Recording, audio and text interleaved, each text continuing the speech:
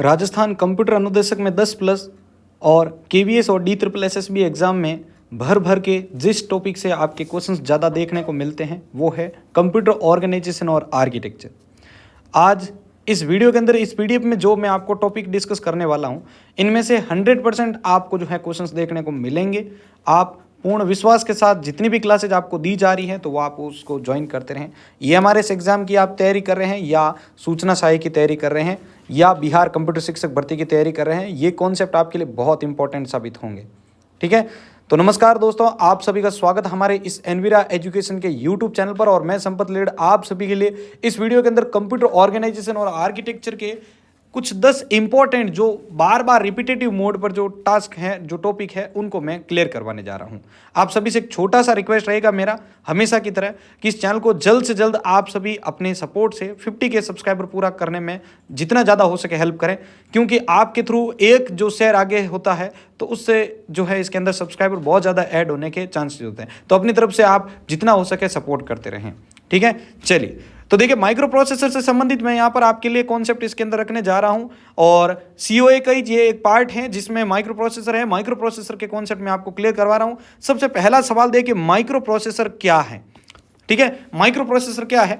तो micro processor जो है वो एक प्रकार से इंटीग्रेटेड सर्किट यानी आईसी है, जो कंप्यूटर की सेंट्रल प्रोसेसिंग यूनिट यानी सीपीयू के रूप में कार्य करता है। तो कंप्यूटर के अंदर अगर देखा जाए तो एक सेंट्रल प्रोसेसिंग यूनिट जो होती है उसके रूप में कार्य करता है माइक्रो प्रोसेसर।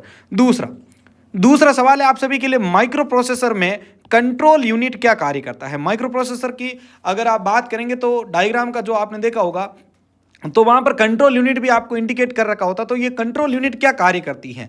तो कंट्रोल यूनिट जो होती है वो इंस्ट्रक्शन को फैच करती है। जो भी इंस्ट्रक्शन आ रहा है यूजर के थ्रू उसको पहले फैच करेगी। फैच करने के बाद उसको डिकोड किया जाएगा। डिकोड करने का मतलब है कि आखिर जो इंस्ट्रक्शन आया है वो क्या कार्य करवाना चाह रहा है या उसके अंदर क्या टास्क है जिनको हमें पूरा करना है। तो पहले उनको डिकोड करेंगे, डिकोड करने के बाद उसको एग्जीक्यूट किया जाता है। तो ये सारे जो टास्क है वो किसके द्वारा किए जाते हैं? कंट्रोल यूनिट के द्वारा। इसके अलावा माइक्रो प्रोसेसर के अंदर जो भी ऑपरेशन को मैनेज करने से संबंधित काम है वो भी कंट्रोल यूनिट के द्वारा ही किए जाते हैं, ध्यान रखिएगा।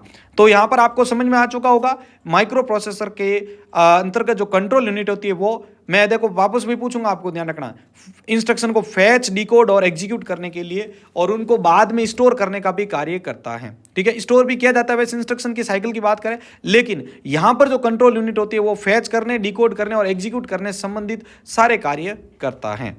अगला देखिए, तीसरा प्रश्न आप सभी के लिए, माइक्रो प्रोसेसर और माइक्रो कंट्रोलर के बीच में क्या अंतर है? बहुत ही शानदार सवाल है ये आप दोनों आपके लिए। माइक्रो प्रोसेसर की भी बात की जा रही है या माइक्रो कंट्रोलर की भी बात की जा रही है। तो माइक्रो प्रोसेसर और माइक्रो कंट्रोलर के बीच में क्या अंतर है वो मैं आपको बता रहा हूं।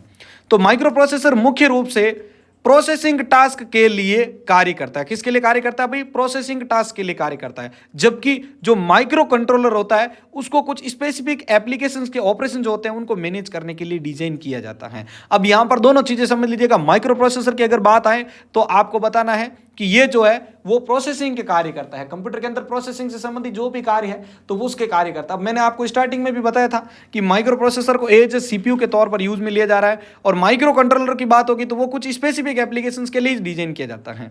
ठीक है, और एक जीके का पॉइंट की अगर बात करें तो सबसे पहला माइक्रो प्रोसेसर कौन था? तो सभी अपने पास लिख लेंगे, इंटेल 4004।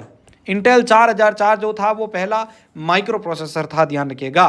ठीक है, विश्व का पहला माइक्रो प्रोसेसर।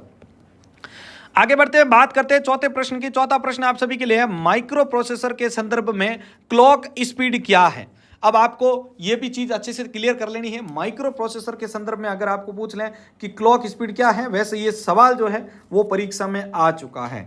ठीक है, तो ये चीज आप अच्छे से समझ लीजिएगा। कई बार आपको कथन निष्कर्ष से जो कॉन्सेप्ट आते हैं उसके सवाल आपको पूछ लिए जाते हैं। ठीक है, ये चीज आप अच्छे से क्लियर कर लीजिएगा।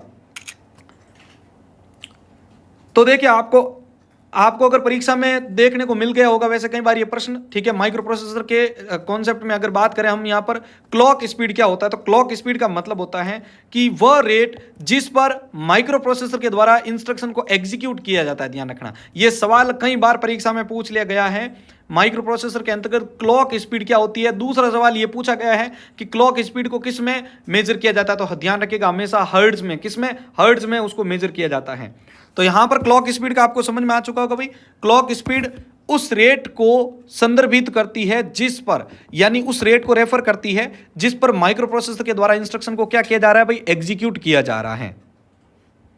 अगले प्रश्न को डिस्कस करने से पहले जो भी अभी कैंडिडेट इस वीडियो को देख रहे हैं वो कमेंट बॉक्स में नीचे बताएं कि आप अभी किस सिटी से यहां पर जो है इस वीडियो को देख रहे हैं और आप किस एग्जाम की तैयारी कर रहे हैं, जिससे मुझे ये पता चले कि मेरे जो व्यूअर है वो ज़्यादा किस एग्जाम की तैयारी कर रहे हैं। ठीक है, तो आप नीचे जरूर लिखिएगा। वीडियो को अभी तक लाइक नहीं किया, लाइक कर लीजिएगा। पांचवा सवाल देखिए, माइक्रो प्रोसेसर के अंतर्गत इंस्ट्रक्शन सेट आर्किटेक्चर 100% इसकी परीक्षा के अंतर्गत फुल फॉर्म आई हुई है। ध्यान रखिएगा, इंस्ट्रक्शन सेट आर्किटेक्चर और कथन निष्कर्ष के कॉन्सेप्ट में भी इसका सवाल आ चुका है, ध्यान रखिएगा।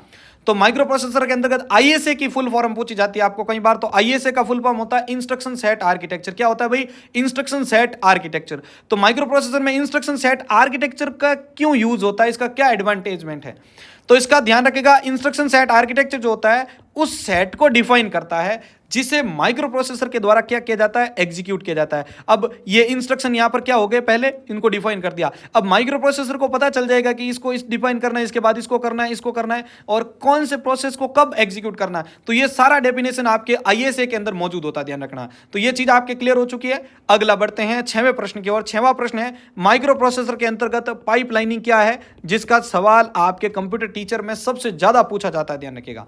तो पाइपलाइनिंग क्या होता है माइक्रो प्रोसेसर डिजाइन के अंतर्गत। वैसे ये सिंपल से आप अगर इसको ट्रिकली समझना चाहें तो समझ सकते हैं कि ये एक प्रकार से स्टेप्स को डिवाइड करता है, स्टेप में काम को अलग अलग तरीके से डिवाइड कर देता है। फुल वीडियो मैंने ऑलरेडी चैनल पर डाल रखा है यूट्यूब पर, आप चाहे तो प्लेलिस्ट देख सकते हैं कंप्यूटर ऑर्गेनाइजेशन एंड आर्किटेक्चर की।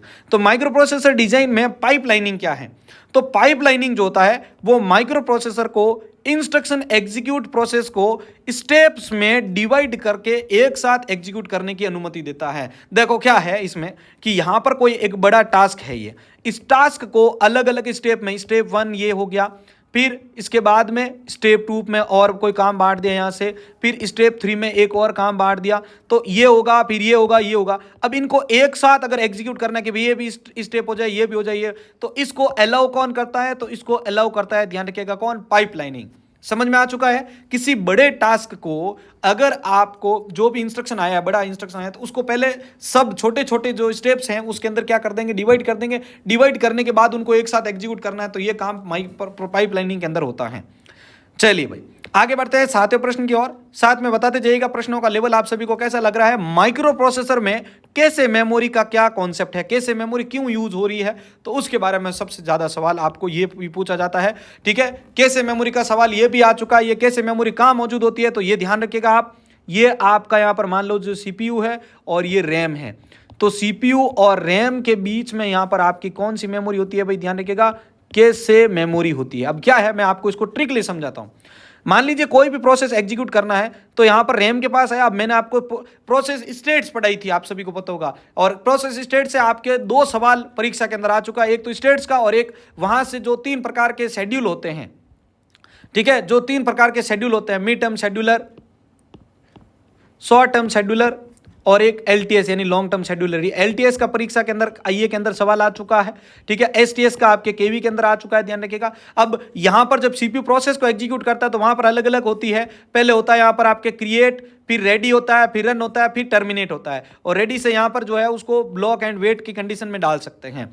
तो यहां पर ये स्टेट्स के बारे में आपको पूरा ध्यान होना चाहिए। इसके ऊपर पूरा कंप्लीट वीडियो मैंने डाल रखा है, आप अगर चाहेंगे तो इसके ऊपर मैं ऑलरेडी वैसे अलग से एक और क्वेश्चंस का वीडियो भी लेके आने वाला हूं, तो आप उसको भी जरूर ज्वाइन कीजिएगा। तो यहां पर रैम से जब कोई भी प्रोसेस यहां पर आती है सीपीयू के पास, सीपीयू उसकी डिमांड करेगा एग्जीक्यूट करने के लिए, तो बार बार रैम से यहां पर ये जाती है। अब मान लो सीपीयू के पास में यहां से कोई एक एप्लीकेशन पी प्रोसेस पी बनाई, मान लो, अब वो प्रोसेस क्या होगी, यहां से इस केस के पास चली जाएगी। मान लीजिए कि कोई प्रोसेस आई, जैसे मान लो कि मैंने फोटोशॉप एप्लीकेशन ओपन किया, वो फोटोशॉप का प्रोसेस यहां पर इसके पास आ गया, वो फोटोशॉप मैंने ऑन किया, काम किया, उसके बाद क्लोज कर दिया, तो ये फोटोशॉप यहां पर इसके पास ये जो प्रोसेस होगी यहां पर आ जाएगी, कैसे मेमोरी के पास। ठीक है।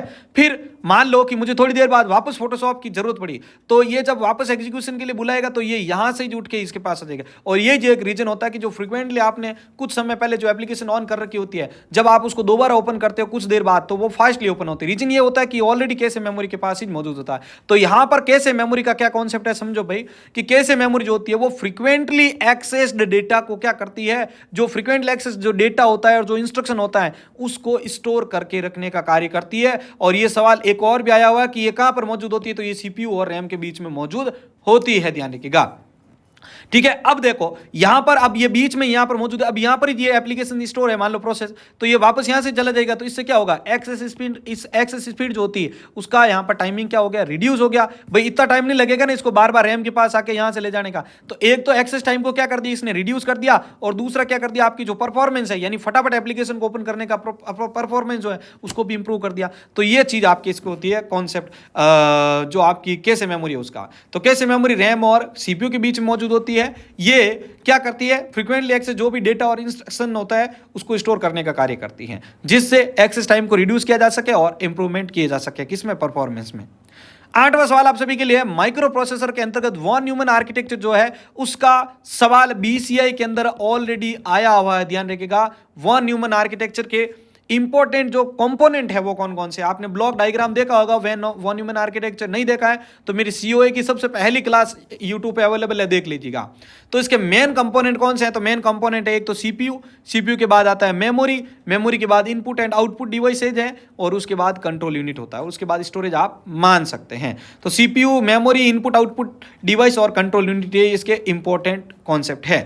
आगे बढ़ते हैं 9वें प्रश्न की ओर। 9वां प्रश्न आप सभी के लिए है, अरिथमेटिक लॉजिक यूनिट यानी एएलयू माइक्रो प्रोसेसर फंक्शनलिटी को कैसे कंट्रीब्यूट करता है। एएलयू जो होता है वो माइक्रो प्रोसेसर की जो कार्य क्षमता है, जो फंक्शनलिटी है उसकी, उसको कैसे कंट्रीब्यूट कर सकता है, ये आपको बताना है यहाँ पर। तो एएलयू जो होता है ना वो काम क्या करता है, आप सभी को होगा, अरिथमेटिक कैलकुलेशन करता है और इसके अलावा लॉजिकल कैलकुलेशन भी कर सकता है। अब अरिथमेटिक में एडिशन, सब्ट्रैक्शन, मल्टीप्लिकेशन, डिवीजन, ये सारे इसके अंदर आते हैं। और लॉजिकल के अंदर आप सभी को पता होगा जो रिलेटिव होते हैं, लेस देन, ग्रेटर देन, मतलब कंपैरिजन के काम है, तो वो लॉजिकली होते हैं। तो इससे क्या होता है, आपका जो डेटा प्रोसेसिंग का जो कार्य है वो इंपॉर्टेंट जो होता है वो एग्जीक्यूट हो जाता है किसके द्वारा, एएलयू के द्वारा। लास्ट 10वां आप सभी के लिए प्रश्न है। उससे पहले अभी तक भी जिन्होंने वीडियो को शेयर नहीं किया है तो मैं उनसे रिक्वेस्ट करना चाहूंगा कि इसको आगे जरूर शेयर कीजिएगा। जितना ज्यादा आप शेयर करेंगे उतने सारे इंपॉर्टेंट क्वेश्चंस की मैं बड़ी वीडियो भी आप सभी के लिए लेके आऊंगा। 10वां प्रश्न आप सभी के लिए है, माइक्रो प्रोसेसर में सिस्टम बस का क्या एडवांसमेंट है। ठीक है, तो यहां पर आपका क्या भूमिका है इसकी, माइक्रो प्रोसेसर की, सिस्टम बस की। सिस्टम बस क्यों यूज होता है, इसका सवाल ऑलरेडी बीसीई के अंदर और एससीआई के अंदर दोनों में आया हुआ है, ध्यान रखिएगा। तो सिस्टम बस जो होता है वो सीपीयू, मेमोरी और पेरिफेरल डिवाइसेस के बीच में क्या करता है, संचार यानी कम्युनिकेशंस की सुविधा देता है। जैसे मान लो कि ये आपकी रैम है, ठीक है, कोई और पेरिफेरल डिवाइस होगा, ये सीपीयू है, तो इनके बीच में डाटा को लाने और ले जाने के लिए यहाँ पर जो कंट्रोल सिग्नल्स होते हैं, ठीक है, तो इनको कंट्रोल करने का कार्य कौन करता है, सिस्टम बस करता है। ठीक है, ये अलग अलग हो सकती है, एड्रेस बस हो सकती है, कंट्रोल बस हो सकती है, डेटा बस हो सकती है। तो ये सवाल यहाँ पर इस प्रकार से मिलते हैं। तो ये उनके बीच में क्या करती है, कम्युनिकेशंस की फैसिलिटी देती है, जिससे पूरे सिस्टम में आप डेटा को ट्रांसफर कर सकते हैं और कंट्रोल सिग्नल को क्या कर सकते हैं, एनेबल कर सकते हैं। तो ये थे कुछ इंपॉर्टेंट क्वेश्चंस आप सभी के लिए। और आप सभी से मैं रिक्वेस्ट करना चाहूंगा कि अभी तक इस वीडियो को जिन कैंडिडेट ने लाइक नहीं किया है और लाइक कर दीजिएगा, और क्वेश्चंस का लेवल कैसा लगा है आप सभी जरूर बताइएगा। और आप सभी के लिए नेक्स्ट वीडियो किस टॉपिक पर आना चाहिए आप सभी जरूर बताइएगा। ठीक है, तो देखते हैं आप सभी कितने सपोर्ट कर पाते हैं हमें 50 के सब्सक्राइबर के लिए। धन्यवाद।